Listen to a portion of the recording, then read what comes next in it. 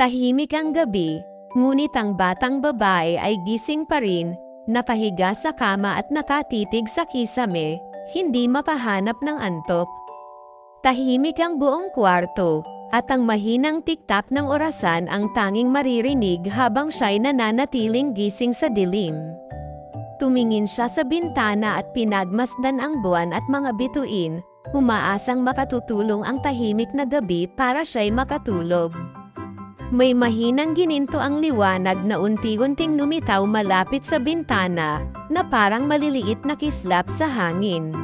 Unti-unting lumakas ang liwanag at kumalat sa kwarto, pinupuno ito ng init at banayad na ginhawa.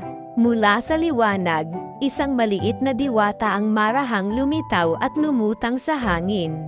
Ang kanyang mga pakpak ay kumikislap na parang maliliit na bituin, nag-iiwan ng banayad na liwanag sa bawat galaw. Lumapit ang diwata at ngumiti ng may lamang, at unti-unting nakaramdam ng kapanatagan ang bata.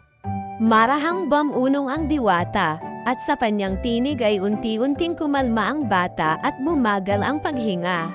Nagwisik ang diwata ng kumikislap na alikabok na dahan-daang bumabagsak, parang malalambot na bituin sa paligid. Naging mas tahimik at mas banayad ang paligid, tila ang buong mundo ay dahan-daang humihinto.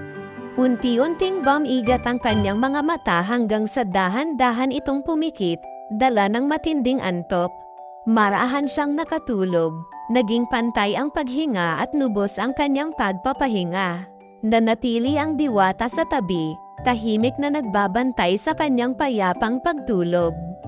Habang papalapit ang umaga, dahan-daang lumipad ang diwata pabalik sa bintana, unti-unting nawawala.